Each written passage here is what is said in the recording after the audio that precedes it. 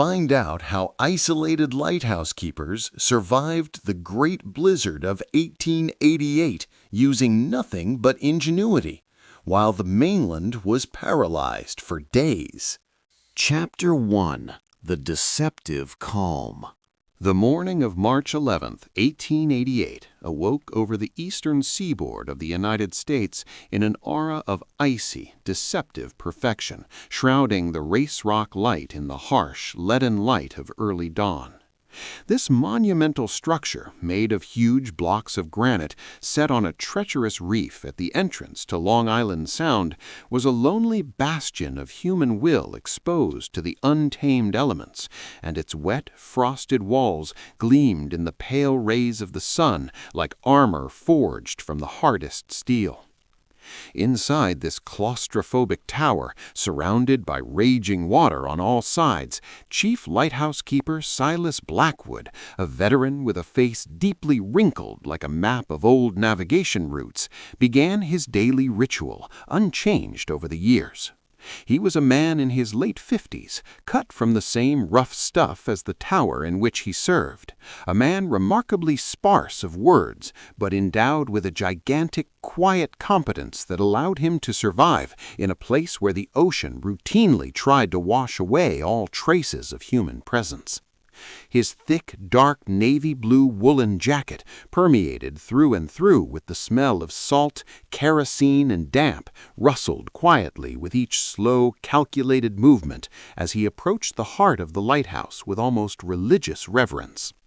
The cool blue morning light filtered through the lantern's thick glass, mixing in a fascinating chiaroscuro-like dance with the still smoldering warm golden glow of the dying oil lamp, creating an atmosphere of absolute, almost mystical isolation in which every sound seemed distorted and distant, and the only constant was the dull rhythmic crash of water crashing against the foundations deep below.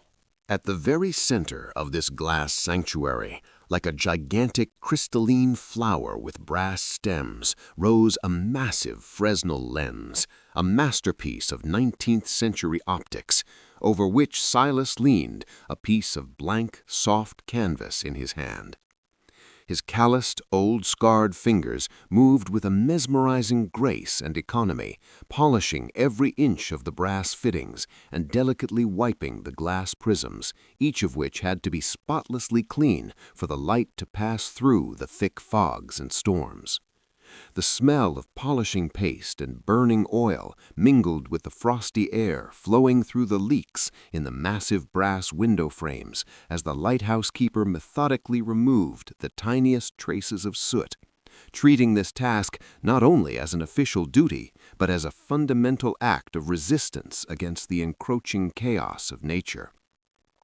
Golden reflections reflected in the endless planes of glass, casting warm, amber spots of light on Silas' tired face that contrasted strongly with the cold, slate gray of the sky visible beyond the glass, enhancing the impression that this small room was the only safe, orderly island in the vastness of an unpredictable universe.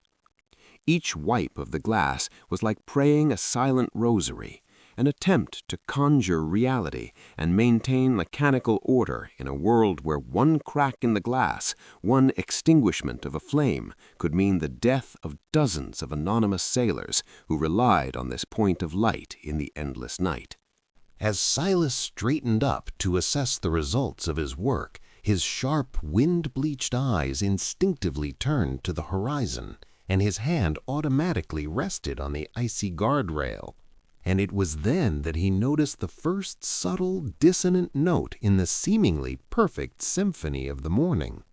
The surface of Long Island Sound, usually covered with a white mane of ridges rippling in the wind, had a profoundly unnatural appearance that day, like thick, heavy oil, dark and impenetrable, moving in a slow, powerful swing that seemed to come from the ocean floor itself rather than from the influence of the wind.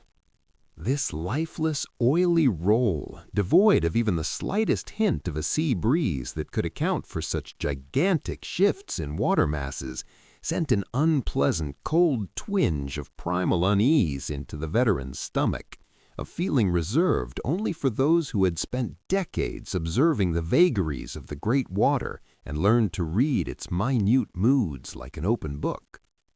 This view, reminiscent of the most disturbing, terrifying paintings by Turner or Homer, where water seems to be a living, sinister entity ready at any moment to swallow fragile human structures, clashed with the completely cloudless, pale blue sky, creating an atmosphere of heavy, suffocating tension that seemed to penetrate through the thick glass of the lantern directly into the mind of the lonely lighthouse keeper. Slowly, with a heavy heart, Silas turned from the mesmerizing, ominous view of the ocean and began the long descent down the tower, up the cast-iron spiral staircase, each step of which resonated under his hobnailed boots with a dull metallic echo, heightening the feeling of absolute isolation from the rest of humanity.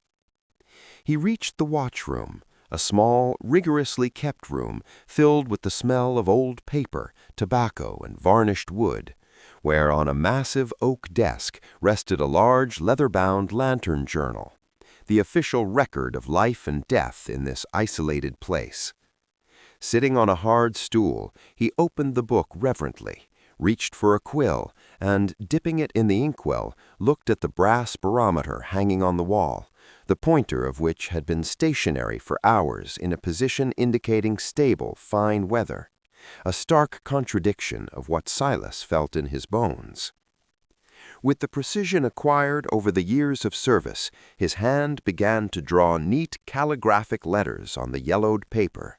entering routine data on kerosene consumption, the condition of the wicks and the temperature, and at the very end he added a short but fateful note: stable barometer, no wind. However, an unnatural deep-sea roll was observed, suggesting a massive disturbance far out in the ocean. Tens of miles further east on the mainland, but no less exposed to the mercy of the Atlantic, the Cape Ann light station was coming to life in a completely different, decidedly more homely, but equally organized atmosphere. The junior lighthouse keeper, Thomas Hale, a bright-eyed and energetic man, sat in the cozy morning sunlit kitchen of his house adjacent to the lighthouse, where the air was thick with the tempting smell of fried bacon, strong black coffee, and the heat of the massive cast-iron coal stove. Unlike the ascetic solitude of Silas on Race Rock, Thomas's world was an inextricable, tense intertwining of strict nautical duty and warm, vibrant family life, his wife moving quietly around the table, and his 7-year-old son staring with fascination at the frosted windows, on which the frost had painted intricate fern-like patterns. The sunlight breaking through these ice crystals created strong contrasts in the kitchen, bringing out the texture of the wooden table, woolen sweaters, and copper pots from the twilight, building an intimate Dutch genre scene that created the illusion of absolute safety in the face of the unpredictable ocean roaring just a few dozen meters outside the window. After a quick but filling meal, Thomas put on his heavy woolen coat, stiff with salt and wind, pulled his thick hat down over his ears, and with a nod to his son, went outside to begin his morning tour of the station, making sure all the infrastructure had survived the frosty night unscathed. As soon as they opened the heavy oak door, the sharp, crystal-clear air hit them, and under their sturdy boots, the thick frost that covered the uneven, stony ground and faded grass crunched loudly, creating a symphony of sounds inextricably linked to the arrival of the early, harsh New England spring. They walked along the wooden fence surrounding the cliff, whose thick boards, torn by years of storms, were covered with a layer of shiny ice, and Thomas, placing his large, rough-gloved hand on the boy's shoulder, explained to him with gravity and calm the meaning of every change in the direction of the wind, every shade of clouds, and every anomaly in the behavior of the sea currents, imparting to him the raw knowledge necessary for survival on this unforgiving coast. The image of these two figures, a tall man and a small boy, wrapped in thick, dark materials, walking hand in hand against the backdrop of a mighty, pristine white lighthouse tower rising into a faded, cold sky, was reminiscent of early documentary photographs, full of stark realism and an awareness of the overwhelming power of nature compared to human fragility. From inside the warm kitchen, smelling of smoke and food, through the window, which still hid remnants of intricate icy patterns at the edges, Thomas's wife observed their silhouettes with a mixture of deep motherly tenderness and that specific inherent anxiety that is the eternal companion of women living on the edge of the sea. When she wiped the glass, which was steaming from the heat inside, with a damp cloth, her gaze inevitably wandered beyond the figures of her husband and son to the vast steel-gray horizon, which, although this morning seemed exceptionally calm and devoid of storm clouds, always filled her with a subcutaneous, irrational fear of the unknown. The chiaroscuro in the kitchen, where the bright light streaming in through the window illuminated half of her tired face, leaving the rest in deep, dramatic shadow, perfectly reflected her inner state, balancing between hope for a calm spring day and the hidden, almost atavistic premonition of disaster that often precedes the arrival of the worst elements.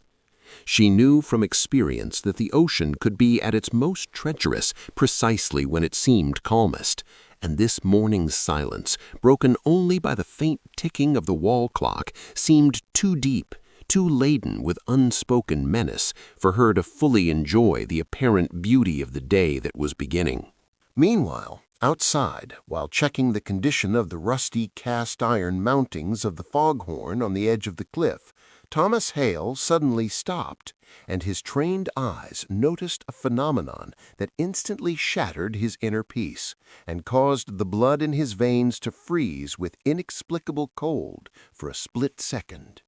Hundreds of seagulls, usually noisy, aggressive, and constantly circling the waves in search of food, formed huge, unnaturally organized flocks and flew straight inland in absolute eerie silence, completely ignoring the sea, which was their natural home and only source of food. The animals moved with a desperate, instinctive determination, as if they were fleeing from an invisible demon stalking the ocean floor, and the absence of their sharp screeching in the air created a sonic vacuum so unnatural and profound that Thomas felt as if he had suddenly gone deaf, the whole world standing still in terrified anticipation. This mass, silent exodus of the creatures that were the first to sense the slightest fluctuations in barometric pressure was a sign far more eloquent and terrifying than any readings from human instruments, heralding a weather anomaly on a scale that no lighthouse manuals had ever covered. While veterans like Silas and Thomas were deciphering these ominous, silent signs of nature on the rugged coast of New England, in safe and civilized Washington, hundreds of miles away, at the heart of the bureaucratic state machine, there was an atmosphere of unadulterated self-confidence and absolute control over reality. In a spacious office flooded with the soft light of gas lamps, with walls lined with dark, wax and cigar-scented mahogany, Commodore George Davies, a high-ranking official of the American Lighthouse Board, sat in his large leather chair, the embodiment of procedural order and systemic predictability.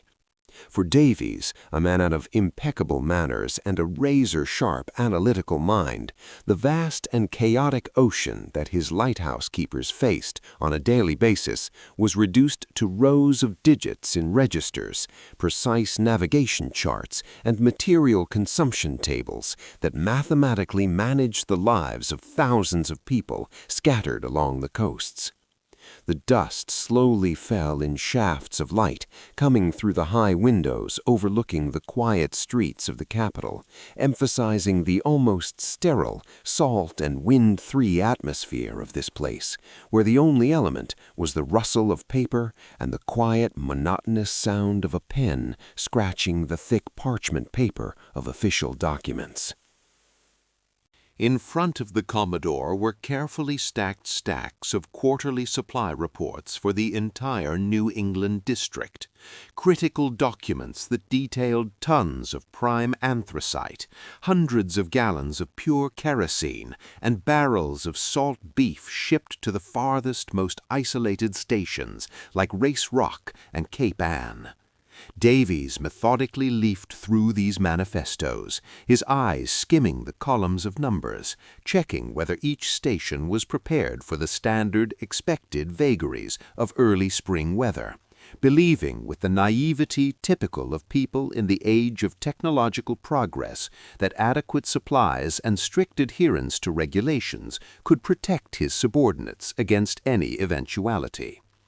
He signed off on page after page with his bold, sweeping signature, feeling proud of the powerful, well-oiled logistics system he oversaw, completely unaware of the fact that the kerosene supplies, no matter how vast, would prove useless against the elements that would soon strike with a force beyond the imagination of the most experienced sailors.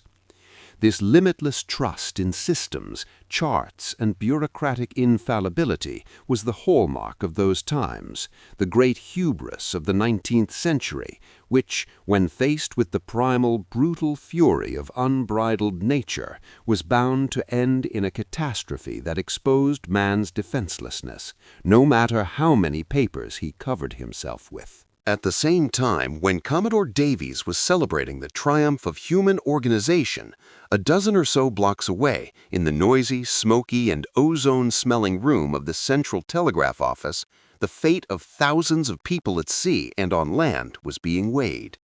In a cramped, cage-like cubicle, a tired telegraph operator in a wrinkled white shirt sat hunched over his apparatus, his fingers tapping a brass key with mechanical, thoughtless precision, translating the endless stream of dots and dashes into understandable language, ignoring the rhythmic, deafening metallic clatter that filled the entire room.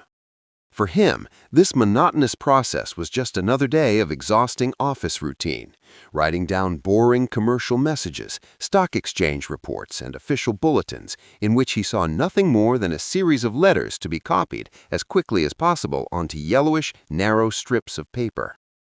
He did not realize that at this particular moment his device was receiving and decoding information of ultimate importance, putting into circulation data that would forever be remembered in the annals of the greatest scientific mistakes in the history of the fledgling American weather services. Through the operator's fingers onto clean, thin paper, in the form of a row of carefully machined letters, came the official weather forecast issued by the U.S. Weather Bureau for March 11th and the following days. Clear weather, temperatures appropriate for the season, weak westerly winds. This short, concise message, based on erroneous readings, imperfect mathematical models, and a complete oversight of two powerful low-pressure systems colliding over the ocean, was a fatal death sentence for the crews of hundreds of sailing and steamships who, trusting in the scientific authority of the Bureau, were choosing at that moment to leave the safe ports of New York and Boston. The sheet of paper with this deadly lie was hastily torn from the machine, thrown into the young messenger's leather bag, and after a dozen or so minutes it landed on the large mahogany desk of Commodore Davies, thus closing the circuit of disinformation and lulling the vigilance of the highest maritime authorities on the eve of the most terrible storm of the century.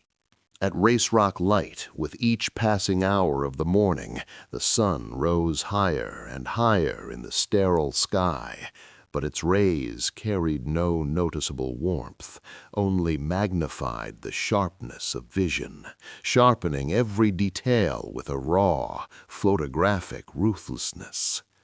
Silas Blackwood, having finished restoring the lens, now stood on the narrow, icy outdoor gallery surrounding the lantern, clutching the iron railing as his body shuddered from the piercing, damp cold that seemed to penetrate the thickest layers of wool and leather straight to the marrow of his bones. The dead, windless stillness around the tower was becoming more and more unbearable, and the oily black waves that rolled around the base of the lantern in a dull, uninterrupted rhythm now resembled the breathing of some mighty beast awakened from eons of sleep, preparing for its final leap. The experienced lighthouse keeper returned to the watchroom many times during these hours, each time obsessively rapping the glass cover of the barometer with his bent knuckle, but the hand remained frozen in an absurdly optimistic position, which created in Silas' mind a nagging psychological anguish born of the conflict between the false guarantee of the machine and the original unerring premonition of the man of the sea. On Cape Ann, after sending his cold son back to the safety of the home-smelling interior of the kitchen, Thomas Hale was left alone on the edge of the cliff, staring at the point where the steel ocean met the pale sky. The sun still shone overhead, creating the illusion of an idyllic morning, but Thomas could clearly see that there, far away on the eastern horizon, the blue sky was beginning to take on a strange, unnaturally metallic, dark gray tint, as if someone was slowly covering the world with a gigantic leaden curtain. The air around him, previously crisp and smelling of soft, began to take on a strange coppery flavor, and the weight of the atmosphere became almost physically felt on his shoulders, heralding the arrival of a phenomenon that neither the mighty walls of the lighthouse nor the official bulletins from Washington could protect against. That morning of March 11th, 1888, will forever be etched in coastal history as a masterful, cruel deception of nature, a great silent pause that misleads humanity before an explosion of unprecedented fury. The perfectly polished lenses on Race Rock and Cape Ann now stood cold and dormant, their golden lights long since extinguished for the day, while their guardians, consumed with subcutaneous fear, silently watched the first signs of the approaching end. The gigantic weather machine, not yet visible to the eye, but already felt in the bones of experienced sailors, was gaining final momentum over the Atlantic, ready to wipe out all illusions of man's control over nature. And the tension in the air turned into an unbearable, silent, vibrational hum, heralding the arrival of the great snowstorm. Chapter 2. Culture of Radical Self-Reliance. The American Lighthouse Board of the late 19th century was not merely a bureaucratic institution issuing orders from the safety of its dry offices in Washington, D.C. It was a powerful, quasi-military organization whose doctrine was forged in the merciless fire of countless maritime tragedies and lost lives. This chapter is not about the approaching apocalyptic storm that is about to hit the coast, but about decades of rigorous, even fanatical preparations aimed at facing the worst possible scenario. The visual landscape of this era resembled the most dark and stormy canvases of J.M.W. Turner, combined with the raw, uncompromising realism of Winslow Homer, where the color palette was dominated by icy, cold blues, overwhelming slate grays, and sharp, sterile whites of foaming waves crashing against granite rocks. In this harsh world, where nature always had the upper hand, the only point of resistance, a dramatic and warm accent, was the golden glow of the kerosene lamps of the lighthouses.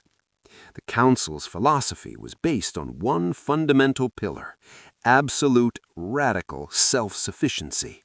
It was understood that in the face of the raging element, no one would come to help, no rescue boat would break through the wall of crushing waves, and each lighthouse must become an autonomous fortress of survival. Commander Davies, a veteran of countless naval engagements and a man who had seen the ocean's destructive power firsthand, understood the weight of this responsibility. Walking around the expansive grounds of the Staten Island Depot training facility, Davies absorbed the austere atmosphere of the place. The air was thick and filled with the pungent smell of coal smoke, machine grease, brass polish, and the pungent salt blown by the wind from the harbor. The depot was the beating heart of the entire service, an industrial melting pot where raw recruits were melted into stalwart guardians of the light.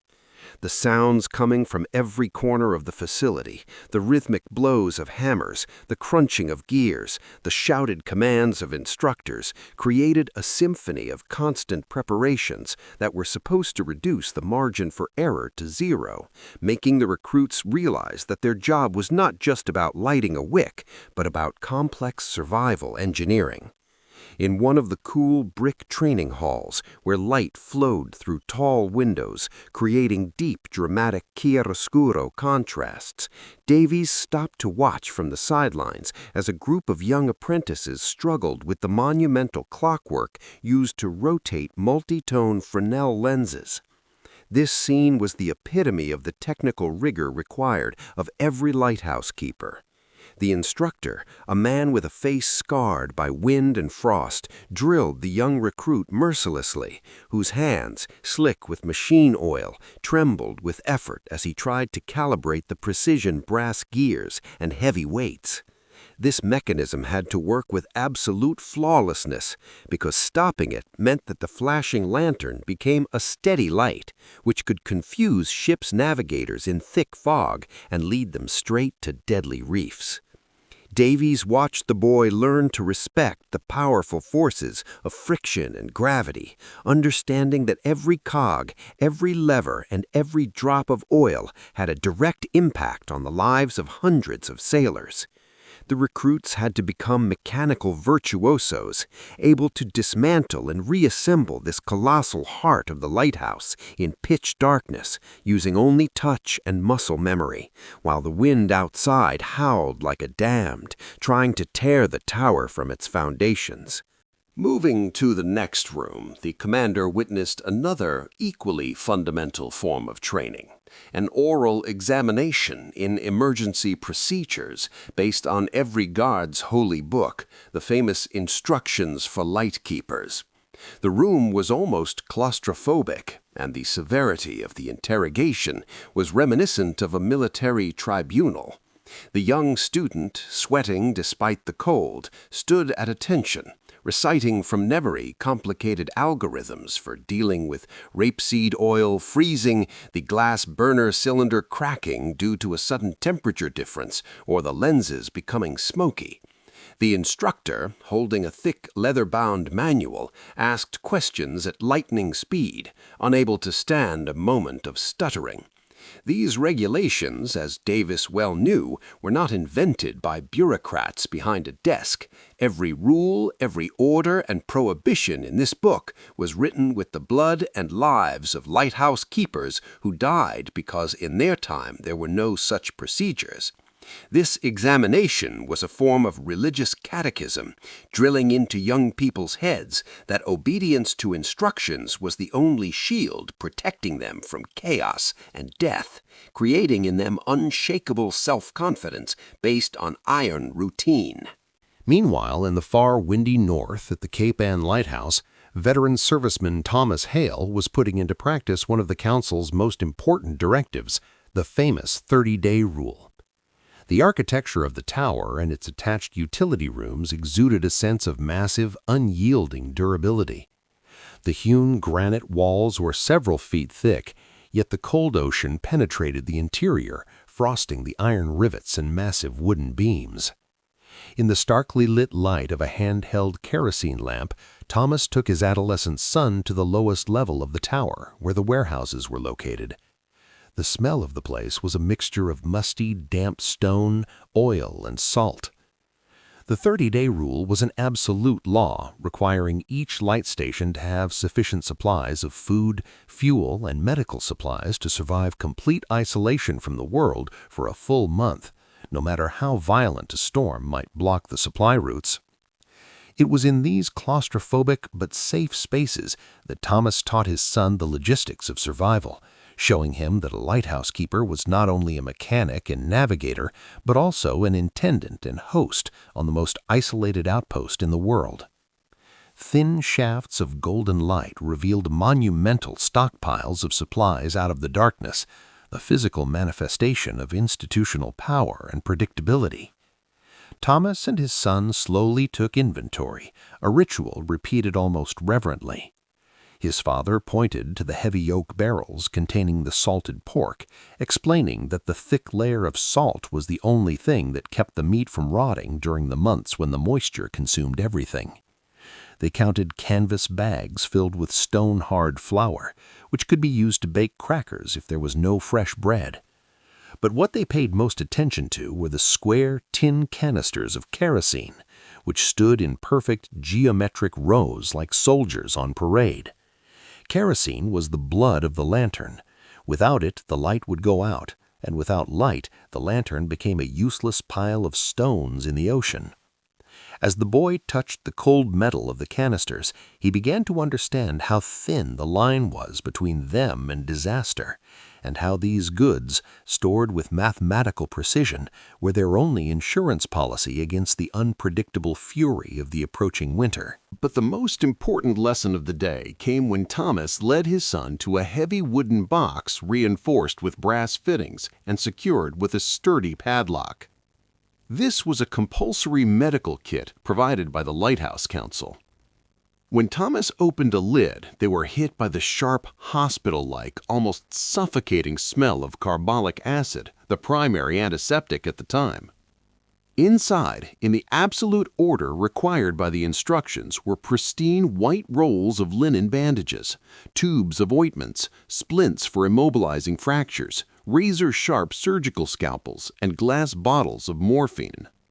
Thomas, looking deep into his son's eyes, began to explain the purpose of each of these tools, making the boy aware of the most brutal truth about their existence.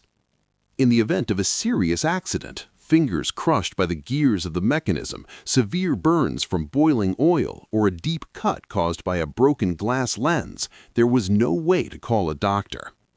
The lamplighter had to become a surgeon himself, able to suture his own wounds or amputate the limb of an assistant, and this kit was the only life-saving tool, making them self-appointed medics at the end of the world. To fully understand the importance of these strict regulations, the narrative shifts into a kind of visual flashback, bringing to life the dry paragraphs of official regulations. The golden light of the lamp begins to flicker, and a terrifying mid-century image appears in your mind's eye. The tragic story of a lighthouse keeper trapped on a frozen rock off the coast of Maine, whose boat is destroyed by a storm in early December. Without supplies to meet the not yet existent 30-day rule, the man slowly died of starvation and cold for weeks, recording his fading vital signs in a diary until the ink froze in his inkwell and he turned into an ice sculpture. It was the discovery of his body in the spring that shocked Washington bureaucrats and led to the formulation of ruthless supply orders. This animated sequence of the past reveals that the Council's bureaucracy, while appearing heartless and oppressive, was in fact an expression of the utmost concern, a system designed solely to shield fragile human bodies from the destructive, heartless force of nature, transforming the tragedy of an individual into a law that protects generations. Far to the east, in the heart of the seething ocean, the Race Rock Lighthouse embodied the ultimate test of this philosophy of self-sufficiency. To Silas, the sole guardian of this isolated outpost, the lighthouse was not a prison, but an unbreakable fortress, a triumph of human engineering over the chaos of the waves. Visually, the place resembled the inside of a huge diving bell, claustrophobic, limited by the curvature of cast iron plates and thick granite blocks from which water constantly condensed due to the temperature difference. Outside, the ocean roared and waves crashed against the base of the tower with the force of an earthquake, sending vibrations up the structure's core. The colors outside were brutal: slate gray, angry foam white, icy blue. But inside, despite the stark textures of wet stone and rusting iron, there was an atmosphere of profound calm. The warm golden light of the kerosene lamps reflected off the carefully polished brass details, creating a dramatic, isolated point of contrast. Silas moved through these tight spaces with the grace of a man fully integrated with his surroundings, isolated from the noise of the world, but completely safe and protected by the armor of preparation. Every square centimeter of dry space inside the Race Rock Lighthouse has been developed with mathematical, almost obsessive precision, reminiscent of the still lifes of Dutch masters, but with a raw, nautical flair. Silas proudly surveyed his wrestling kingdom. Boxes with new lamp wicks were carefully stacked up to the ceiling in specially ventilated niches to prevent the cotton from getting moldy. Massive oak barrels containing drinking water were attached to the walls with thick iron chains to prevent them from shifting during the extreme tilting of the tower during the worst storms. There was an intense smell of dried beans, smoked fish, tar, and ubiquitous kerosene in the air. This geometry of survival, this physical evidence of the accumulation of the vast amount of material needed to keep one man and one light alive, built within Silas a deep sense of comfort and unshakable self-confidence. He knew that even if the ocean completely cut him off from the continent for 2 months, he had within these walls everything necessary to survive and maintain the rotation of the lens. Silas was living proof that a lighthouse keeper was not just a lamplighter, but in one person he combined the competencies of the entire ship's crew.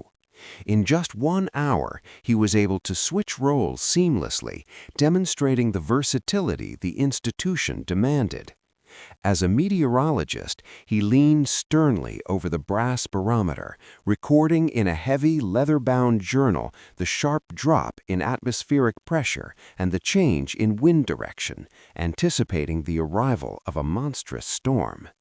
A moment later, as a mechanical engineer, his hands smeared with black grease, he was adjusting the complex pressure valves of the steam engine that fed the fog signal, listening to the rhythm of the pistons like a doctor examining a patient's heartbeat.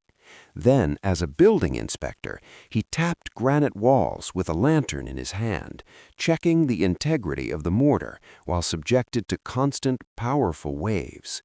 This complete self-sufficiency, this isolation, which was also a perfect warming against the dangers of the outside world, made routine a protective shield for him, and loneliness was not a curse, but a state of professional concentration. This entire chapter serves to reinforce a fundamental message about institutional strength, order, and the deep-seated confidence that emanates from systemic preparation for the worst. When the darkness finally begins to thicken and the sky over the Atlantic horizon turns bruised purple and inky black, heralding the arrival of the storm of the century, the reader feels not despair, but epic tension and the knowledge that the defenders of light are ready. Ice crystals carried by hurricane winds hit the armored glass of lighthouses with a fury that resembles artillery fire, and the unforgiving ocean rises, threatening to swallow everything. But inside these tight stone and iron fortresses, the light of human determination burns brightly, underpinned by decades of tragic experience turned into ruthless, life-saving procedures.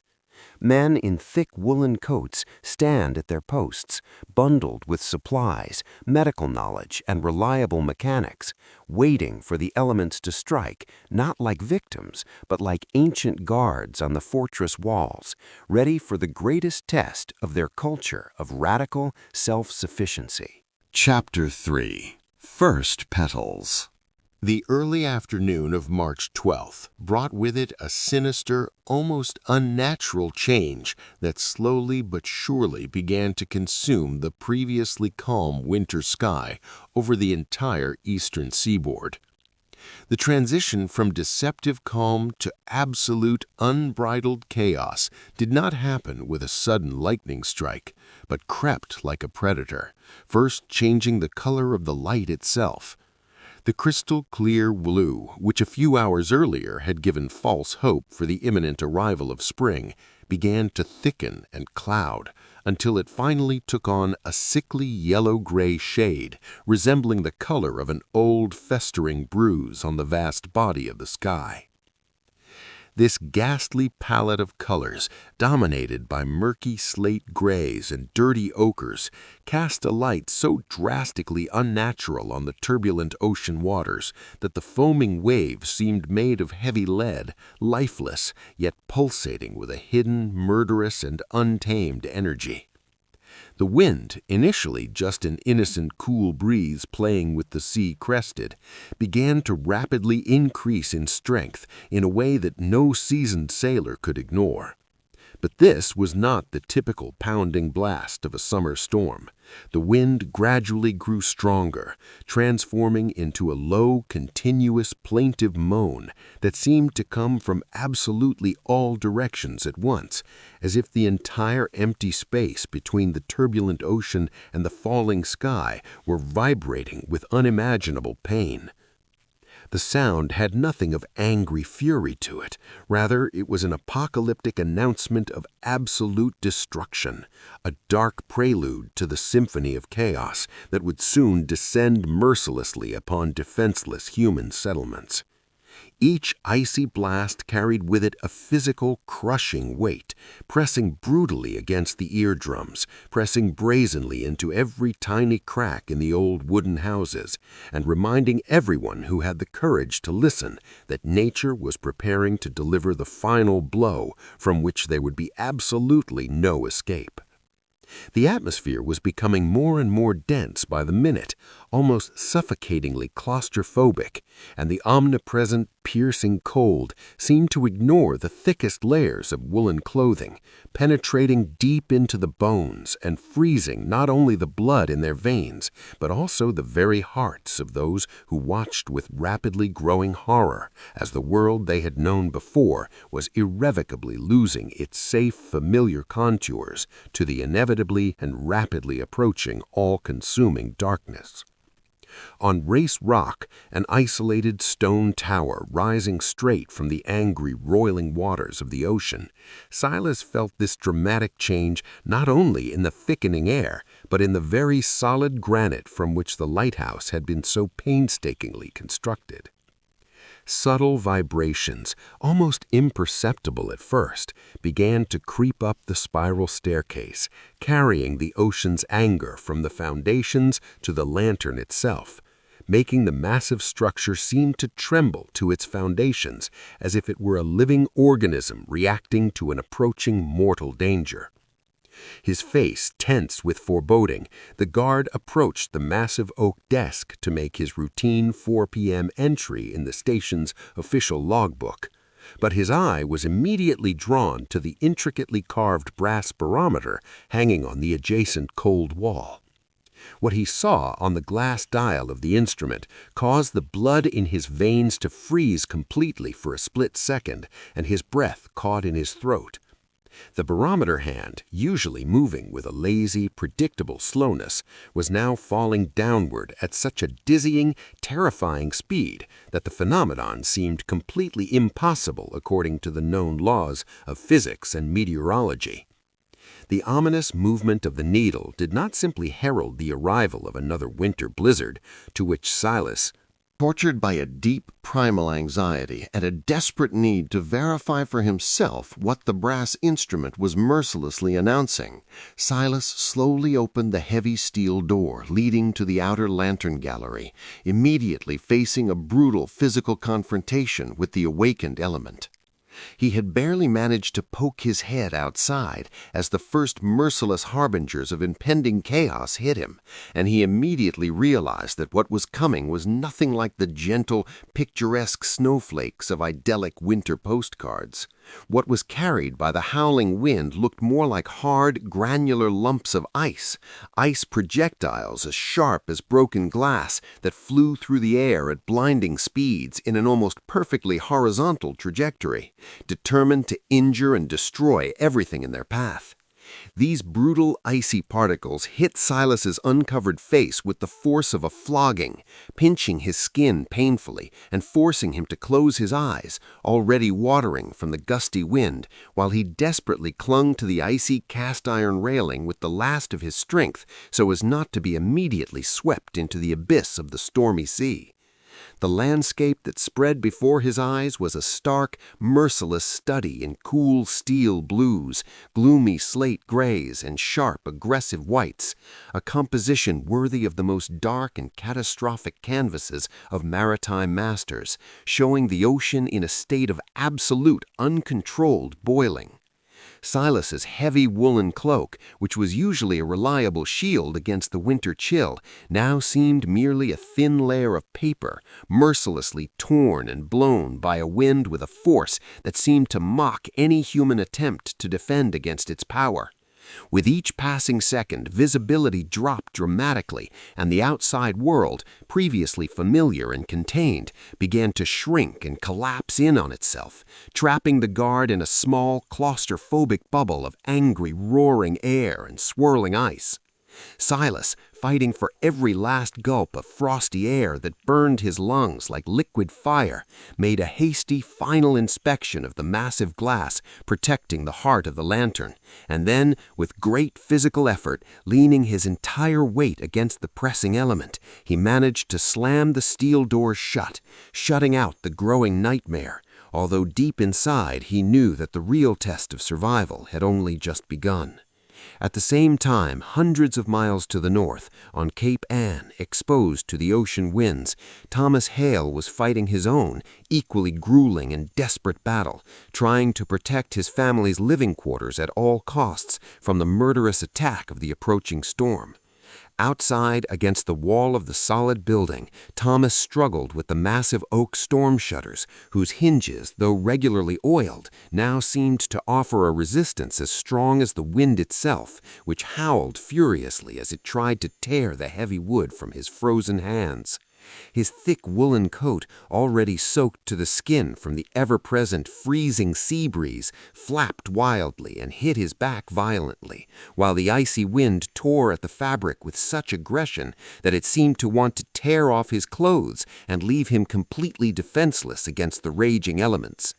Thomas's face, hidden in the shadow of the pulled-down cap, was contorted in a grimace of extreme physical exertion, his muscles trembling with tension as he pushed his arm against the stubborn wood with all his might, desperately trying to close the shutters and lock them with the heavy iron bolts before the wind could blow in and shatter the delicate glass.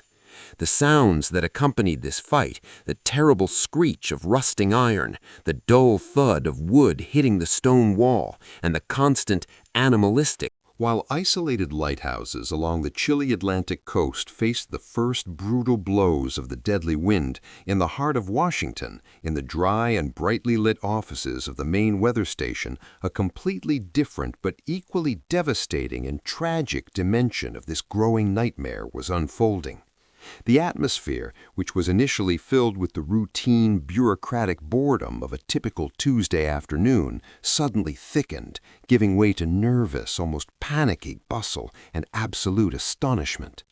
In the smoky room, filled with the pungent electric smell of ozone from sparking machines and the pungent smell of fresh ink, dozens of brass telegraphs began ticking simultaneously and incessantly, spewing out endless meters of paper tapes like possessed mechanisms warning of the end of the world. These first desperate, feverish messages, flowing avalanche from confused observers and port managers from the farthest corners of the coast, formed one coherent, terrifying picture of the cataclysm, reporting sudden, unimaginable pressure drops and winds of unprecedented strength which destroyed infrastructure and drowned moored vessels. With each word they read, the officials' faces became paler and paler, and their hands began to tremble as they passed each other pieces of paper with Morse code on them, not believing their eyes, and the reports that in the morning had predicted only moderate rainfall and a mild winter front. The most terrifying thing, however, was not the content of the messages themselves, but the fact that as the minutes passed inexorably, subsequent communication lines connecting the capital with port cities and lighthouses began to fall dramatically silent, cut off one by falling poles, torn cables, and transmitters destroyed by the element. This progressive, deafening radio silence, spreading like gangrene across the map of the United States, intensified the paralyzing feeling of utter helplessness and powerlessness, making the people gathered in the office aware that millions of their citizens had just been left completely alone and without warning, at the mercy of a monster whose arrival no one could have predicted and whose brutal power seemed to have no limits. In the very center of this office chaos, like a granite boulder amidst a rushing stream of human panic, stood completely still a man of unquestionable authority, a veteran of countless sea storms, who had devoted his entire adult life to the painstaking exploration and attempt to understand the capricious nature of the ocean. His piercing, steely gaze held the weight of years of experience, but now those same eyes stared with absolute, growing horror at the gigantic, detailed map of the East Coast that dominated the main wall of the Washington office from floor to ceiling. On this vast plain, dotted with colorful pins marking weather stations and ports, Davies began to mentally connect the incoming fragmentary information, clearly seeing the birth of a monster on a scale unprecedented in the recorded history of the continent, a cyclone hitting precisely the most populated areas and unprepared for such an eventuality. As the silent, painful understanding slowly seeped into his mind, his aging face became a grim, bitter resignation coupled with an absolute sense of personal and institutional failure. Their carefully crafted weather forecast, published and distributed only 12 hours earlier, had not simply been a minor miscalculation or an error of a few millimeters of mercury. It was a catastrophic, even monumental mistake, a blind oversight that would cost the lives of hundreds and perhaps thousands of people who, trusting the state authority, Suddenly, in the very epicenter of the growing chaos in the office, screams and the noise of dozens of simultaneous, frantic conversations, one of the senior telegraph operators, with a trembling, pale hand, tore a crumpled short piece of paper tape from his machine, and then, with clear, almost pious terror in his eyes, approached Commander Davies, who was still motionless in front of the huge map. As he stretched out his hand with the message, the man was unable to utter a single intelligible word. His lips moved silently, as if the very content of the message he had read had deprived him of his physical ability to speak, leaving only silent despair and horror, which was immediately transmitted to the officer standing next to him. Davies slowly, with a move revealing great fatigue and resignation, took the small roll of paper, and his eyes immediately fell on the printed black letters that formed the final report, distorted by line interference and breaking off mid-word, sent from one of the easternmost outposts: winds, hurricane force, snow. Behind these laconic broken words there was no additional information, no precise readings of speed or direction. The message ended with a violent noise, clear evidence that in a split second after sending the last naval symbol, the communication line was brutally severed, and the transmitting station was most likely wiped off the face of the earth by the destructive force of the element, taking away the voice and possibly the life of the operator desperately trying to warn the capital. There was a huge, suffocating silence in which that one broken word about snow seemed to scream the loudest, making everyone in the room aware of the terrible anomaly of the situation. They were not dealing with an ordinary summer hurricane from the Caribbean, nor with a typical winter storm, but with a terrifying hybrid of the two, an apocalyptic cyclone with winds that crushed buildings, combined with a blizzard so thick and ruthless in that she could stop your heart rate and freeze the world in just a few hours, cutting off all avenues of salvation. Before the shocked minds of scientists in the capital could fully accept the dark and unimaginable consequences of this unprecedented meteorological phenomenon, darkness began to fall mercilessly and prematurely on the open ocean and along the entire disaster-plagued eastern coast. The twilight of that fateful day had nothing of the sun's gentle farewell to the horizon. It fell suddenly, brutally, and without warning, choking in its dark embrace the remnants of that ghastly, sickly yellow-gray light, and plunging the entire known world into a dark, icy, and constantly swirling furious white. The space behind the windows of houses and beyond the thick walls of lonely lighthouses instantly ceased to resemble an earthly landscape, blurring completely and evolving into an impenetrable, murderous, swirling precipitation, into a powerful, loudly roaring stream of ice and thick snow, which effectively and completely erased from the face of the earth the outline of the horizon, the shoreline, and even the near surface of the roaring ocean. Hundreds of thousands of razor-sharp ice pellets hurtled horizontally, creating a kind of impenetrable curtain so dense that any attempt to look into the darkness resulted in loss of vision and an immediate feeling of complete isolation in the void. In this new, terrifying reality, all known landmarks have disappeared, and powerful waves, rising several dozen feet high, have merged with low and fast leaden clouds, forming a uniform, dynamic, dark, and soulless mass of chaos, completely dominated by powerful, terrifying, destructive forces capable of tearing to shreds any product of human hands. This sudden, drastic loss of visibility and the descent into absolute chaos in just a few moments resembled dark visions from the paintings of such artists. Chapter 4. The White Hurricane. The falling dusk was not a simple transition of day into night, but a brutal, merciless devouring of the remnants of daylight by an oceanic leviathan coming from the darkness.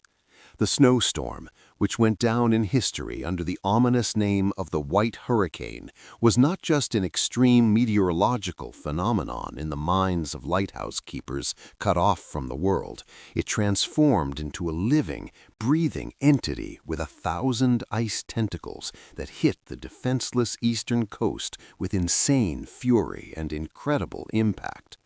With each passing minute after sunset, the ambient temperature dropped at a drastic, unnatural rate, turning the ever-present moisture in the air into razor-sharp ice crystals that mercilessly cut through the space.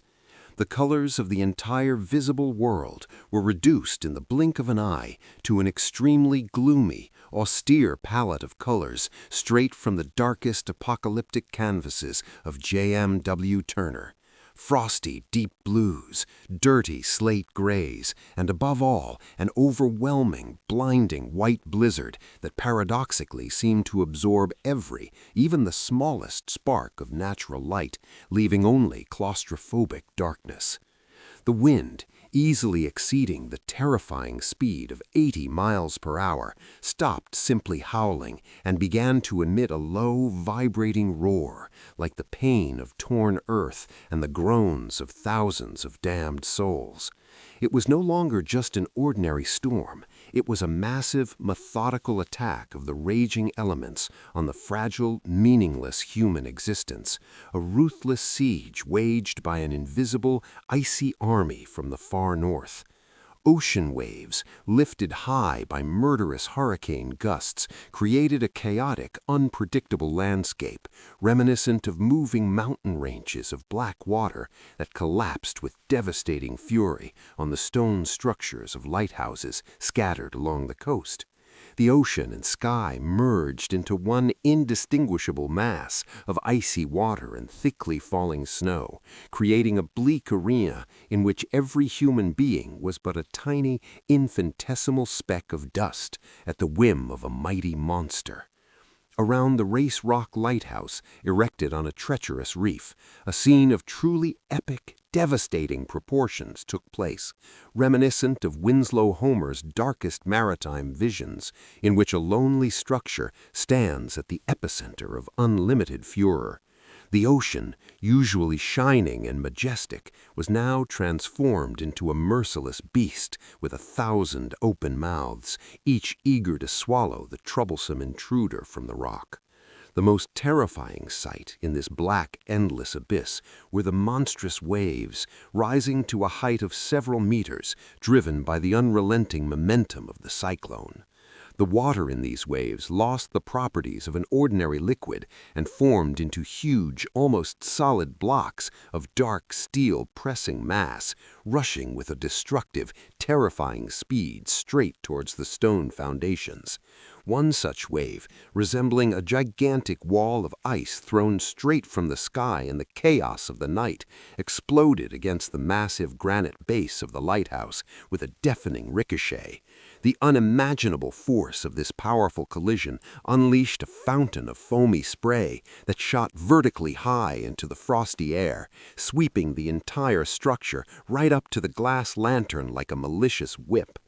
This phenomenon had something incredibly mesmerizing and at the same time deadly dangerous. The water from the ocean, touching the extremely frosty air in flight, did not fall down as ordinary rain, but froze in a fraction of a second, changing its state of matter at an incredible speed. Hundreds of thousands of ice needles, as hard as the sharpest diamonds, hit the windows, walls, and railings, and in just a few minutes, the entire wide base and core of the Race Rock Tower was covered with a thick, impenetrable armor of glassy ice, creating an incredible. Inside the weather-beaten wooden house on Cape Ann, Chief Lighthouse Keeper Thomas Hale sat tensely, nervously listening to the sounds that clearly heralded the slow but final surrender of human, flawed architecture to the hard, merciless laws of nature striving to dominate.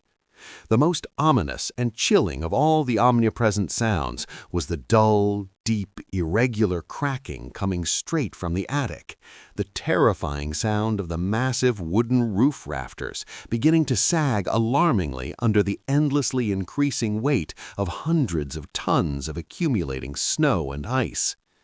As Thomas looked up at the cracking wooden ceiling, he could almost see in his mind's eye the solid, thick oak beams slowly bending in a dangerous arc, subjected to extreme stresses that no one had ever designed this cozy apartment building to absorb.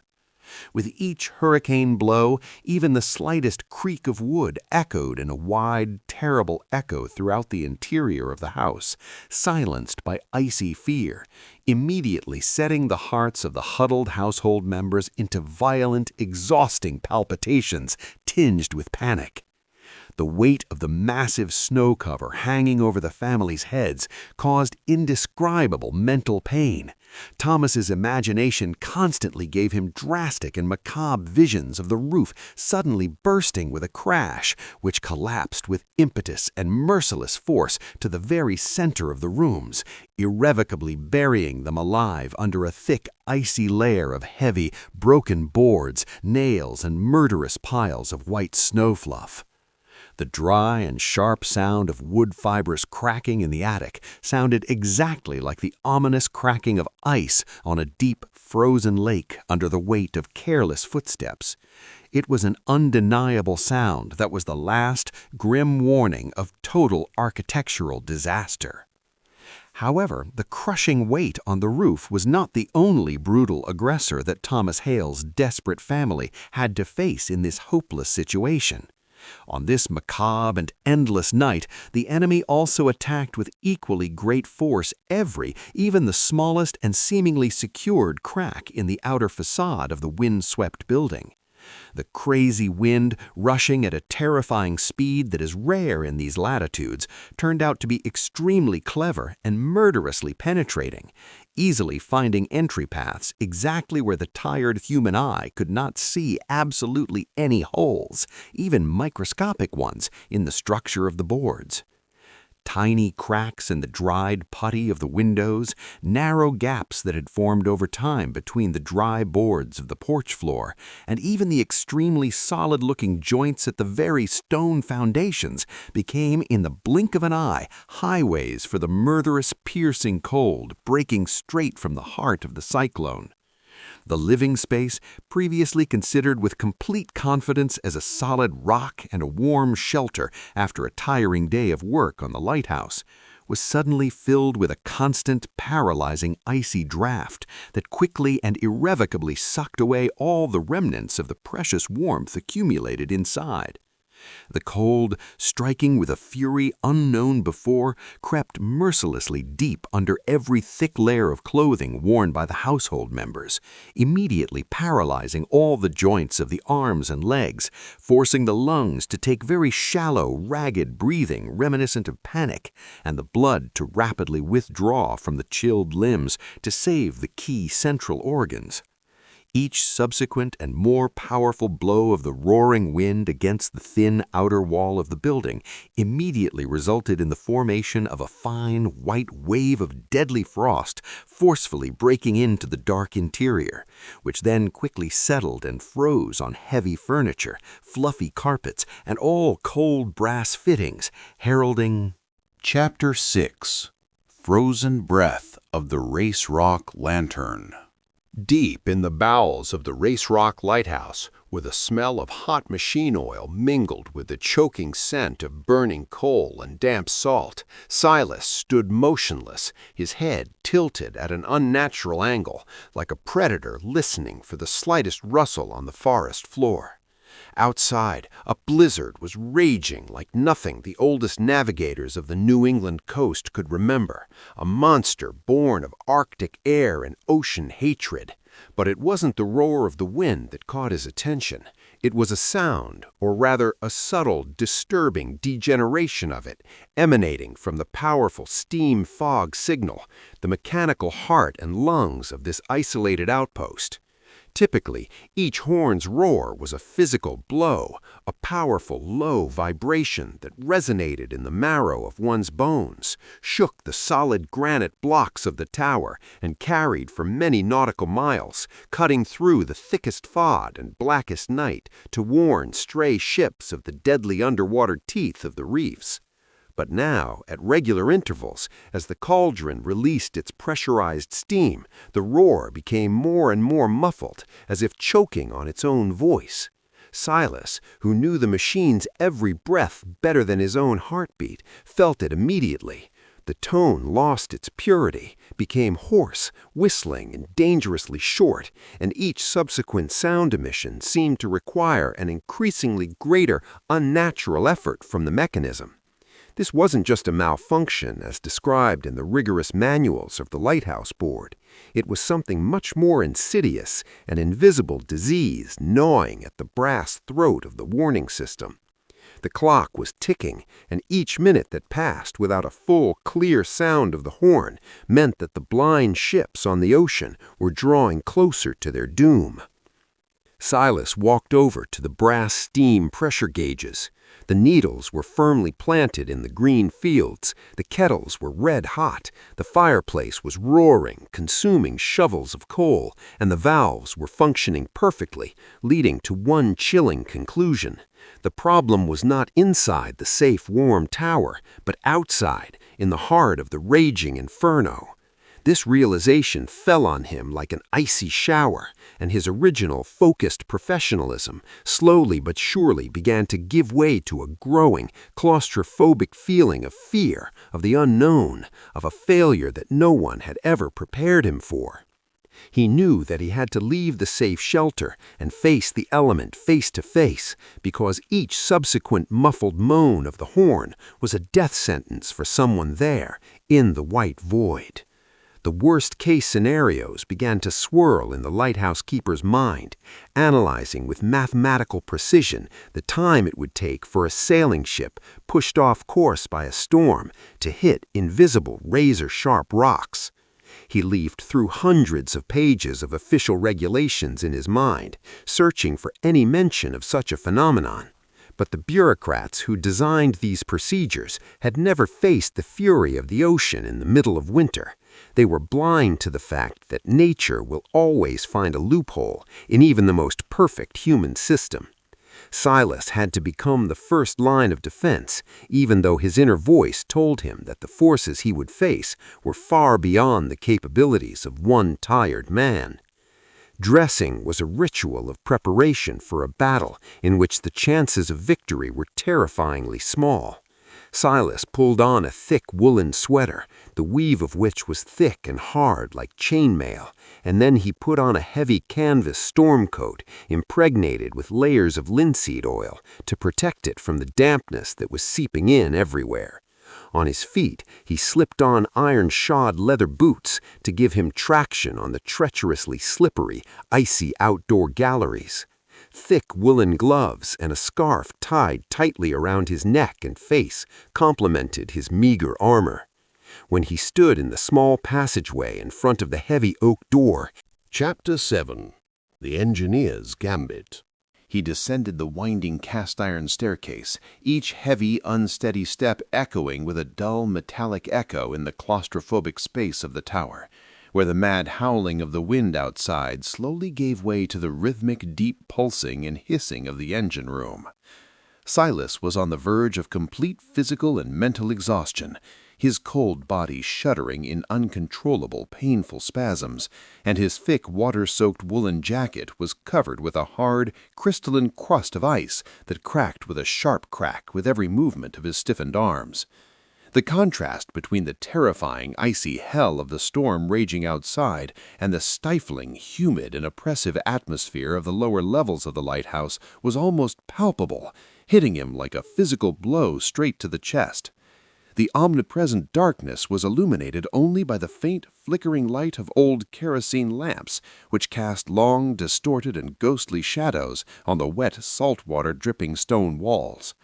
The most terrifying thing of all, however, was the silence coming from above. The huge foghorn, which should have been roaring its bass, warning voice throughout the bay at that moment, remained completely and hopelessly silent, bound by a thick layer of impossible-to-break ice. The silence weighed like a leaden burden on Silas's heart, reminding him with each passing second of the ships that might at that moment crash into the treacherous rocks hidden beneath the roiling waves, leading innocent sailors to certain death in the icy embrace of the ocean. Being in the warmth of the engine room provided only a false, temporary relief to his frozen bones, as the lighthouse keeper's mind was still racing, fueled by pure, distilled desperation and a growing sense of guilt at his inability to perform his basic duty.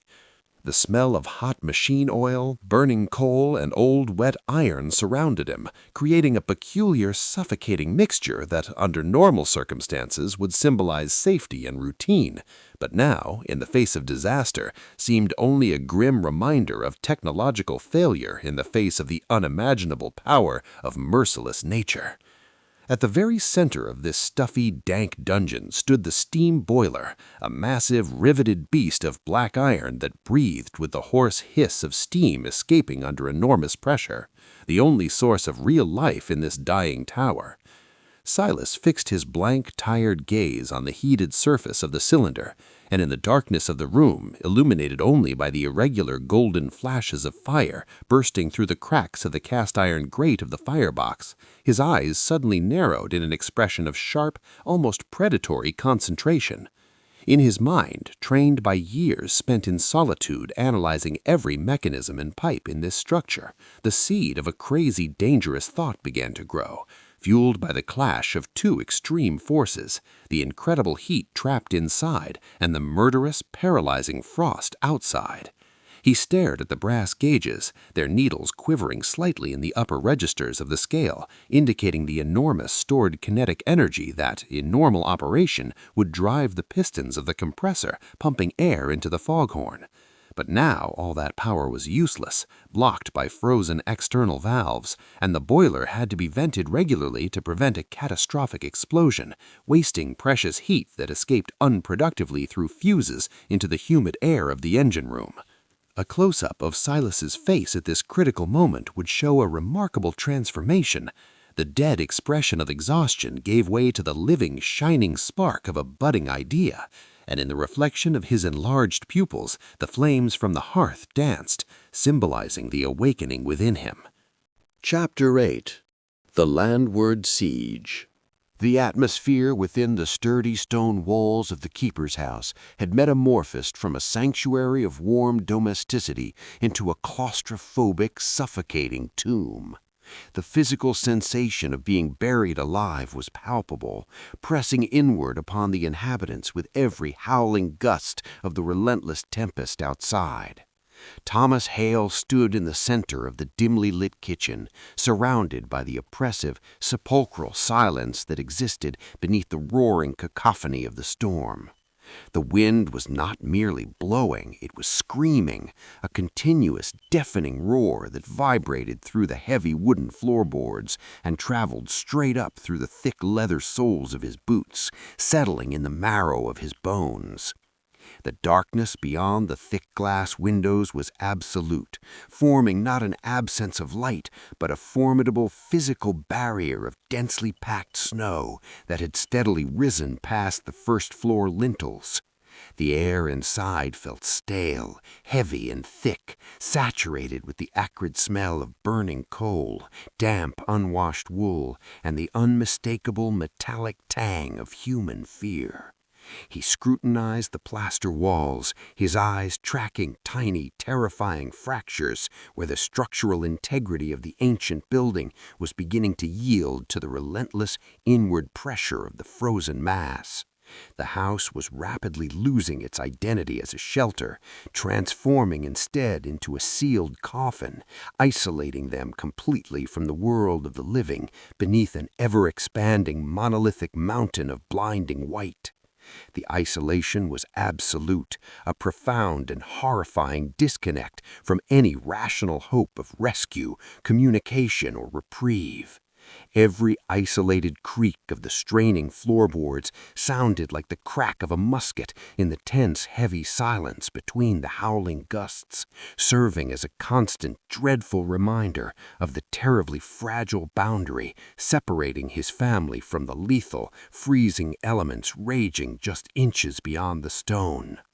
The immediate crisis announced its presence not with the roar of wind, but with a sharp, agonizing shriek of tearing, overstressed wood. Thomas's head snapped abruptly toward the heavy oak door leading to the covered walkway, the vital architectural artery that connected the main living quarters to the base of the towering lighthouse. This enclosed wooden umbilical cord was their solitary lifeline to the lamp room, the entire justification for their precarious existence on this forsaken, storm-lashed rock. He rushed with frantic steps to the interior door leading into the dark passage and flung it wide open, instantly met by an aggressive blast of freezing, damp air that sliced through his heavy interior clothing like a physical blade drawn across his chest.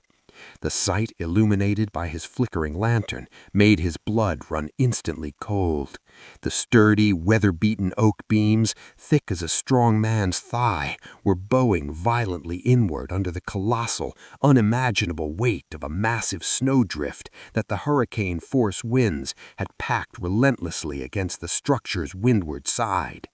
Splinters the size of heavy iron javelins were erupting outward from the stressed, groaning timber, exposing the pale, raw, vulnerable wood beneath the dark, heavily tarred exterior.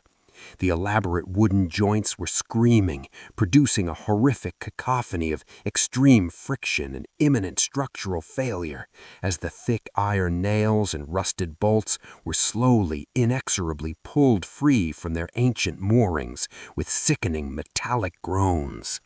If this critical walkway collapsed, it would not merely sever his necessary access to the tower, thereby leaving the great beacon to extinguish and dooming any vessel unfortunate enough to be caught in the storm, but it would also violently rip away a massive section of the house's exterior wall, exposing his wife and child directly to the killing sub-zero cold. The geometry of the encroaching threat was utterly terrifying. The monolithic drift was not merely resting passively. Chapter 9. The Silent Headquarters. The atmosphere in the Washington headquarters of the Lighthouse Board was thick and stifling, like air trapped in a tomb that had not been touched by a gust of wind for centuries. Commodore Davies sat in his heavy oak chair, feeling the silence in the room physically pressed down on his shoulders, like a leaden cloak he couldn't shake off. The contrast between what he imagined was happening hundreds of miles away on the East Coast and the absolute, paralyzing calm of his office was downright obscene. Outside the thick glass windows, the morning light was a faded slate and cold blue, carrying no warmth, only the grim promise of another day spent in an information void. Inside, the brass fittings of furniture and the frames of nautical paintings reflected the faint, trembling light of a solitary gas lamp that hissed softly, providing the only evidence that time was moving forward at all. The office, usually bustling with activity, full of couriers, officers, and the constant rustle of maps, had transformed into a ghostly command center without any purpose, where every breath felt like an intrusion into a realm of absolute silence. Dust, visible in shafts of pale light, slowly fell on the piles of documents unread since yesterday, symbolizing the stagnation and helplessness of the command, which was completely cut off from its subordinates, fighting for their lives in the heart of the merciless element. The eyes of all the men in the room, no matter how hard they tried to focus on something else, inevitably wandered towards one specific object that had become the altar of their collective despair and growing horror. The telegraph machine, an imposing contraption of mahogany and brass, sat on the side desk like a lifeless relic from another era, its silence louder and more terrifying than the most powerful lightning strikes or the roar of hurricane winds reported on the latest news. The telegraph operator, a young man with a pale, tired face, sat in front of the device in a posture of absolute resignation, his hands resting limply on his knees. 24 hours ago, the same device had been spewing out frantic, broken messages about the unprecedented drop in barometric pressure, about waves crashing over the breakwaters, and about the wind breaking the anemometers, but now there was only a dull, soulless deadness. Telegraph lines connecting the capital with the entire northeastern coast was severed, cracked by the weight of ice or destroyed by falling trees, cutting off all flow of information and leaving the headquarters in a terrible ignorance that turned into physical pain with each passing hour. The young telegraph operator, feeling the eyes of his superiors on him, desperately tapped the key every few minutes, sending his call sign into the void, longing with all his might to hear the familiar, rhythmic click of an answer. But all he received was the dull crackle of static discharges, sounding like the mocking laughter of the storm itself, mocking human technology and arrogance. It was this lack of any news, this black hole of information, that was the worst torture for Davies, stripping him of any remaining illusions about the control he supposedly exercised over his men and stations. The Commodore, unable to endure the ghastly stillness any longer, rose from his chair and walked over to the massive map of the coast that occupied the entire western wall of his office, the centerpiece of his command and the source of his greatest torment. The map was a masterpiece of cartography, full of intricate details, sea depths marked with thin lines of isobaths, and jagged coastlines that now resembled wounds on the body of the continent, into which the ocean was inexorably encroaching. Along the entire coast, like miniature monuments shining in the twilight, there were— Chapter 10. Steam and Fierceness. The air in the tight, claustrophobic interior of the engine room of the Race Rock Lighthouse was like a thick, almost tangible soup, mixed with the smells of red-hot grease, pungent coal dust, burning wood, and acrid sweat laced with fear. Silas, the lone guardian of this isolated outpost of human civilization, stood in the middle of this hellish environment, his face smeared with soot and his hands burned from constantly handling the boiling pipes. His desperate plan, born out of an act of ultimate necessity, slowly took shape, becoming the only barrier between the ships passing in the distance and certain death on the treacherous rocks. For the past hours, which had blended into one long, uninterrupted sequence of brutal physical exertion and extreme mental strain, the man had been working on constructing a makeshift system that would save the silent foghorn. He modified a thick copper pipe, running it directly from the main valve of the massive steam boiler to the outdoor lantern gallery, where a devastating snowstorm was raging. To prevent instant cooling and condensation inside the copper pipe due to the extremely low temperatures outside, Silas wrapped the entire length of the pipe in thick layers of old linen rags, worn-out blankets, and whatever scraps of insulating material he could find in the lantern's cavernous but meagerly equipped warehouses. These makeshift bandages, tightly held together with hemp rope and wire, gave the installation the appearance of a grotesque, fragmented pipeline that snaked across the floor and walls like a massive wounded snake with copper guts. Every movement in this cramped, overheated room required superhuman willpower, as his muscles trembled with exhaustion and his lungs burned with every breath of superheated air. But he knew he couldn't afford a single moment of weakness, because everything now depended on the integrity of this hastily put-together invention.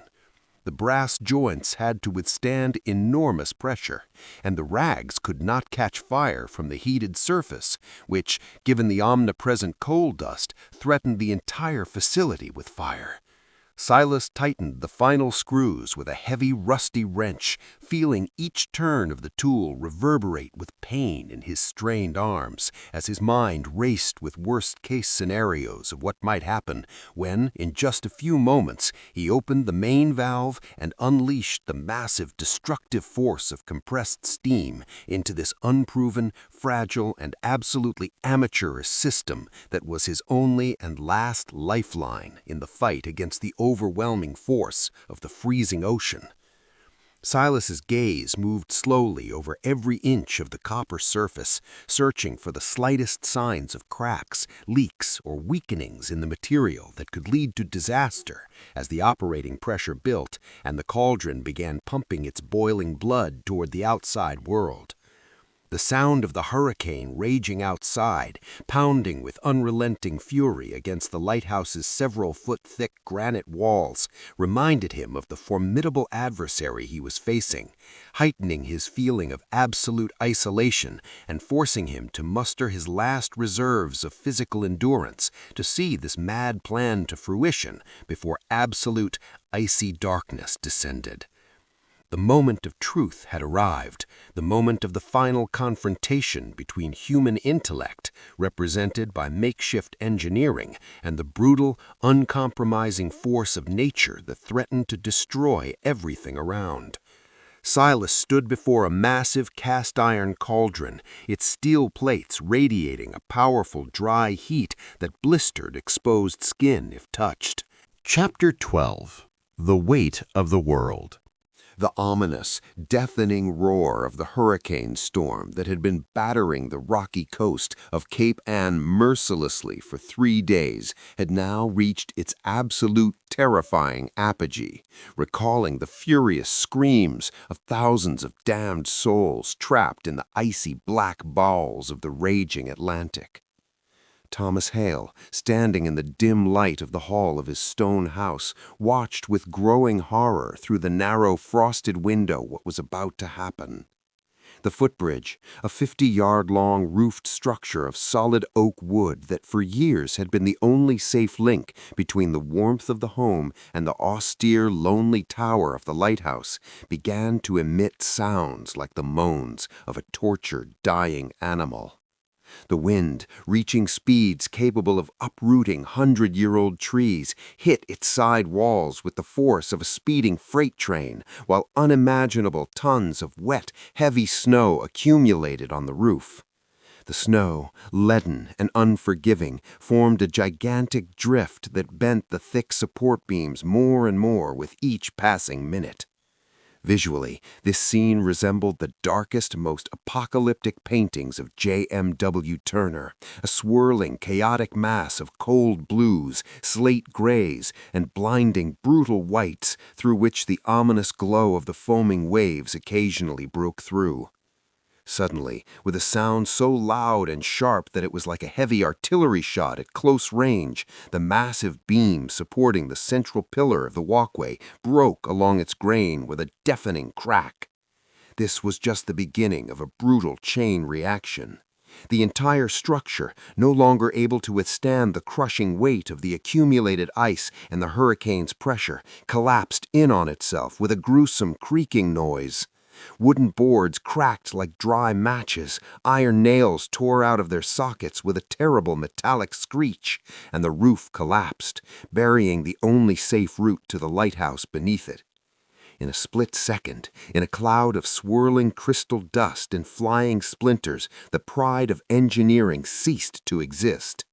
When the great roar finally died down, absorbed by the constant, monotonous roar of the gale, a cloud of white dust and splinters slowly descended, forming a ghastly shroud over the crash site. Thomas stared into the void, unable to believe what had just unfolded before his eyes. Where a moment ago there was a safe wooden thoroughfare, now there was an abyss filled with razor-sharp shards of wood that stuck out from the snowdrift that was growing at an alarming rate, like the broken ribs of some prehistoric leviathan. The landscape outside the window changed in a split second from a tame space to an absolutely hostile and deadly territory. In this new, brutal world, there was no longer room for human weakness. The visual horror of this scene was intensified by the merciless color palette. The cold, steel blue of the sky mixed with the dirty, gray-white of the snow, creating an almost monochromatic image, devoid of any warmth or hope.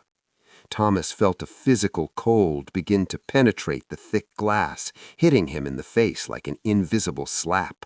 He was cut off. This thought, quiet and timid at first, began to grow in his mind until it filled him completely. The light tower, standing only 50 yards away, now seemed to be on another planet, across an impassable ocean. The claustrophobia of being trapped in one's own home fought for the better with the terror caused by the sudden, painful realization of one's own helplessness in the face of the monumental power of the element. Each snowflake hitting the window felt like a small, merciless taunt from nature, reminding him that he was just a fragile biological speck thrown into absolute chaos. In Thomas's head, louder than the howling wind, an invisible, inexorable clock began to tick, its mechanism equally soulless. Chapter 13. An Echo in the Silence. An ominous, suffocating silence hung over the Washington office of the Lighthouse Board, like a heavy shroud placed over the exhausted minds of the men gathered there. The air, saturated with the smell of charred wick, tobacco, and sweat, seemed to resist every breath, and the thick darkness was broken only by the faint golden glow of the oil lamps, casting deep, dramatic chiaroscuro shadows on the walls, reminiscent of the gloomy, almost claustrophobic canvases of old masters. Behind the thick frosted glass of the huge windows of the Victorian building, the steel gray and cold sky seemed to finally lose its murderous momentum, and the great storm that had held the entire eastern seaboard in its murderous grip for days was slowly beginning to loosen its icy grip, although the wind still howled like a damned wandering among the frozen ruins. Commodore Davies sat behind his massive oak desk, the surface of which was strewn with chaotic piles of maps, weather reports, and dispatches, each of which carried only echoes of helplessness in the face of nature's destructive force. His face, sharp and marked by deep lines of fatigue, was like a sculpture carved from rough, wet stone, severe and unyielding, but bearing traces of unspeakable suffering. All the officers and clerks in the room were like living ghosts, staring at the brass telegraph instruments that had been dead for hours, the silence of which was more deafening than the roar of the cyclone itself. Each passing minute of this silent stillness intensified the growing paranoia and the sense of absolute isolation of the outposts scattered along the coast, where the lonely lighthouse keepers had to face a crystalline, almost brutal in its texture, blizzard. The leaden clouds outside the window, although slightly lighter than yesterday, still blocked out a single ray of sunlight, keeping the world in a palette of cold blues, slate grays, and blinding, sterile whites of snow, further emphasizing the tragic contrast with the warm but isolated light emanating from the small lamps in the office. Davies closed his bloodshot eyes, rubbing the bridge of his nose with the hand in which he could feel the throb of his own growing helplessness, while around him the only sound was the quiet, steady tick of the wall clock, ticking away a time that, for many of his subordinates out there on the ocean, might have long since ended. It was a waiting for the verdict, in which every second of silence confirmed their belief that a powerful element had finally consumed the human spark of hope on the East Coast. Suddenly, in a split second that seemed to suspend the laws of physics in this stuffy room, the terrifying and almost absolute silence was broken by the sharp metallic sound of a brass telegraph arm striking an anvil with brutal mechanical precision. It rattled with a violence that jolted everyone present from their lethargic stupor, causing several of the junior clerks to jump in their chairs, and a tin mug with cold, half-drunk coffee fell from one of their hands to the wooden floor with a clatter. It wasn't the slow, languorous awakening of a machine to life. It was a sudden, desperate barrage of clicks, a series of sharp staccato beats that resembled the beating of a resurrected heart in a body already thought to be dead. This sound, in its raw, vibrating form, seemed to carry with it all the fury of a distant storm, and at the same time it was an unimaginable triumph of human technology over the power of the element that had choked all communication for so long. Commodore Davies opened his eyes, and his vision immediately sharpened, focusing with predatory intensity on a small device from which a thin, pristine white ribbon of paper, marked with a row of black, inky dots and lines, began to slide out. The mechanism clicked at a frantic, almost panic-like speed, and the rhythm seemed distorted, as if a signal was passing. Chapter 14. The Great Thaw. The 72 hours of unrelenting, catastrophic violence that had battered the New England coastline finally began to recede in the pre-dawn hours of March 14th, leaving in its wake an atmosphere so heavily laden with an eerie, profound silence that it felt almost more oppressive and terrifying than the howling gales of the blizzard. For 3 seemingly endless days and 3 terrifying nights, the freezing air had been weaponized into a solid wall of moving, screaming kinetic energy that had relentlessly sought to tear the very masonry of the coastal lighthouses from their ancient bedrock foundations, battering the glass and stone with the fury of a scorned leviathan. But now, as the brass hands of the heavy maritime chronometer crept slowly past the hour of 4 in the morning, the violent, bone-rattling vibrations that had tormented the keeper's skeletal frames began to gradually subside, replaced by a slow, creeping, monumental stillness that seemed to freeze the very marrow in their exhausted bones. The monstrous, deafening roar of the hurricane-force wind, a sound that had been a continuous, inescapable bass note in the background of their desperate, minute-by-minute struggle for survival, steadily downshifted into a series of ragged, exhausted, spectral sighs before finally dying away into absolute nothingness. This was not merely a peaceful cessation of weather. It was the sudden, shocking, and abrupt death of an apex predator that had held the entire coast in its merciless jaws. Inside the claustrophobic, oil-stained confines of the engine room at Race Rock Lighthouse, the sudden absence of the storm's relentless auditory assault was violently jarring to the human senses, leaving behind a ringing, echoing vacuum that aggressively amplified every tiny, previously imperceptible sound within the stone tower. The relentless, earth-shaking pounding of the dark Atlantic waves against the granite blocks, which had sounded exactly like heavy artillery fire during the peak of the tempest, now settled into a rhythmic, heavy, wet sloshing, a cold and indifferent sound that spoke volumes of a sea that was deeply bruised, bloated, and choked with unrecognizable wreckage. The local atmospheric pressure, which had dropped to terrifying, unprecedented lows during the cyclone, began a slow, agonizing, invisible climb back to normalcy, making the dense, damp air inside the tower feel thick, metallic, and incredibly difficult to draw into lungs that were already burning with profound fatigue. Silas Blackwood stood rigidly in the exact center of this newly silent, surreal world, his battered body still humming and twitching with the phantom, sympathetic vibrations of the departed storm, his deeply traumatized mind struggling immensely to process the sudden, stark absence of the invisible enemy he had been physically fighting for what felt like several lifetimes. The profound quiet was entirely unnatural, acting as a heavy, suffocating woolen blanket of absolute stillness that descended upon the freezing coastal waters, bringing with it a deep, primal, and unsettling sense of unease, leaving the isolated keeper with the distinct impression that the shattered world itself was holding its collective breath, waiting in quiet terror to see what fresh horrors the rising morning sun would ultimately reveal across the frozen expanse. Silas Blackwood's physical form was no longer a body functioning in any traditional biological sense, but rather a tragic collection of bruised, battered, and violently trembling mechanisms held together by nothing more than the thinnest, most frayed and desperate threads of pure, unadulterated human willpower.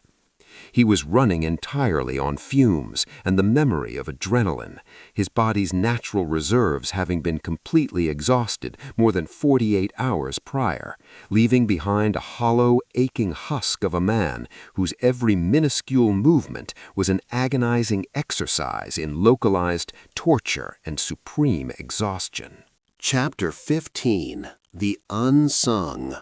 Days later, the outside world finally began to tear through the impenetrable shroud of white and gray that had isolated Race Rock from the realm of the living.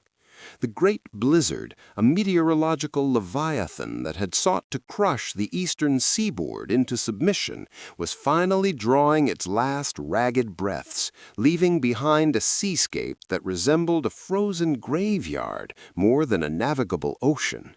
Silas Blackwood stood on the gallery deck, his gaunt figure wrapped tightly in multiple layers of heavy salt-stiffened wool, his face a landscape of exhaustion, etched deeply with soot and sea rime.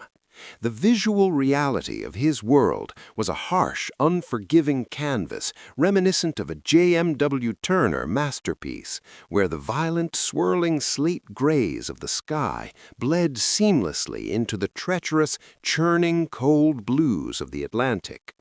Every surface of the lighthouse was encased in a thick, crystalline armor of ice, transforming the sturdy stone tower into a surreal, glittering monolith that defied the brutal forces attempting to tear it down.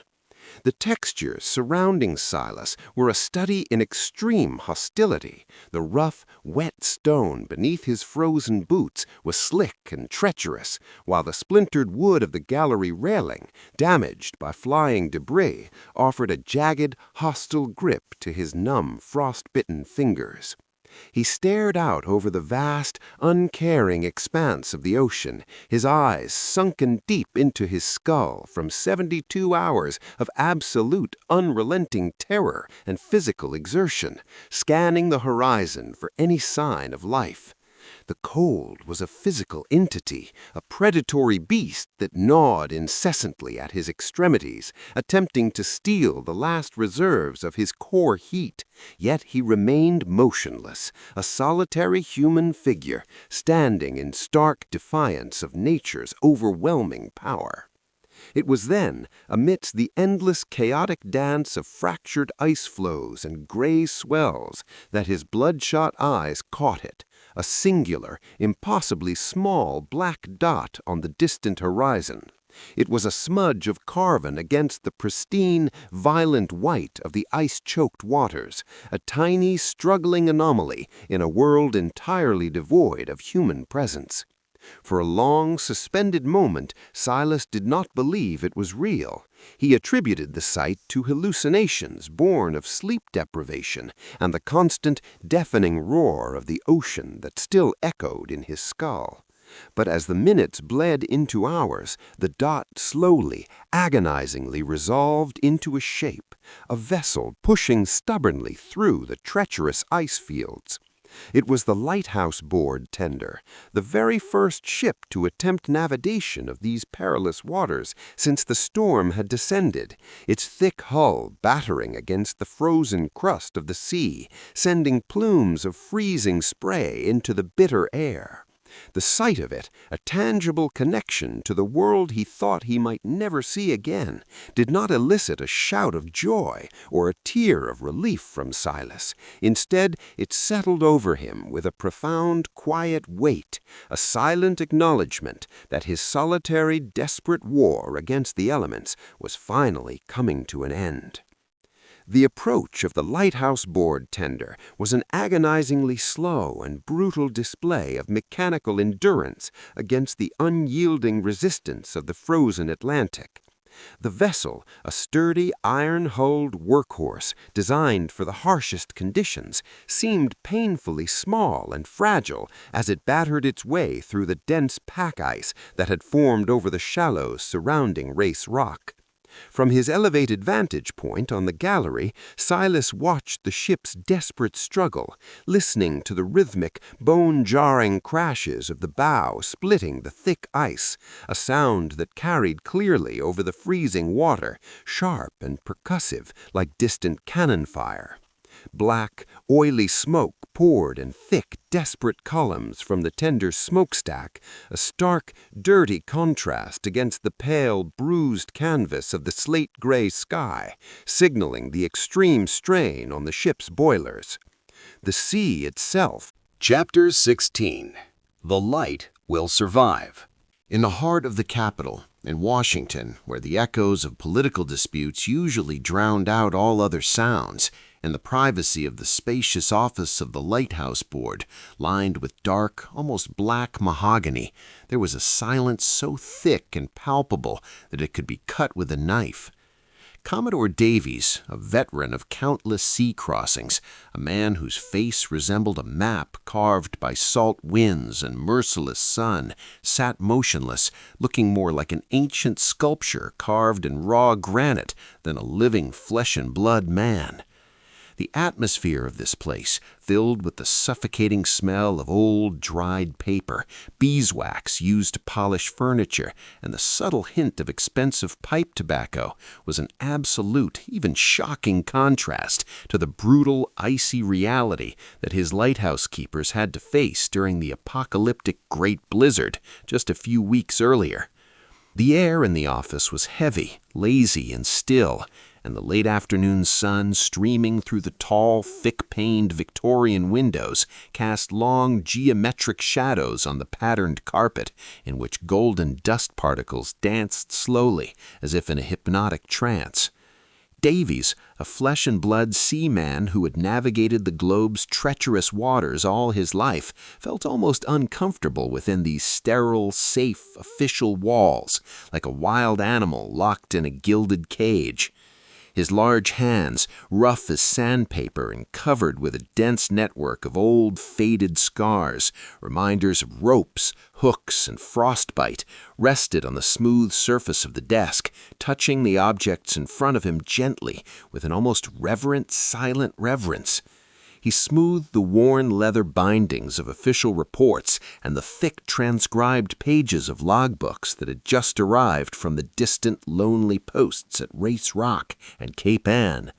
These documents, although now lying in the warmth and absolute safety of the Washington Capitol, still seemed to emanate a terrifying cold that penetrated to the marrow of the bones, and their yellowed pages irreversibly distorted in places by the sea moisture and marked with dark, blurry spots of dried ink, were silent, objective witnesses of an unimaginable human drama.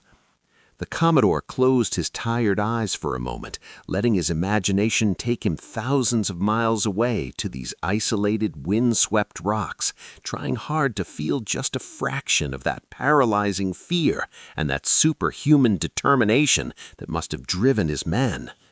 The silence of the elegant office rang in his ears, but beneath it, like dark, ominous background music, he could hear the echoing roar of hurricane winds that uprooted trees, the crack of thick ice breaking, and the desperate screech of brass mechanisms freezing in the frost. Every crooked letter, every smeared word in those official reports had taken superhuman effort, blood, sweat, and frostbite, and Davies, as the man in command responsible for creating and maintaining this entire heartless system, felt on his old shoulders the crushing weight of every decision, every rigorous order that ultimately brought these simple, dedicated people to the very edge of human endurance, physically and mentally, and then brought them back to the world of the living. With a slow, almost ritualistic reverence, the Commodore opened the Cape Ann journal kept by Thomas Hale, letting his eyes wander over the pages written in ink that told a story beyond the bounds of mere duty. The initial entries, drawn in careful calligraphy, gave way to increasingly jagged, chaotic lines as the storm grew stronger and the ink began to freeze in the inkwell. Davies was able to imagine with terrifying clarity the claustrophobic interior of a broken,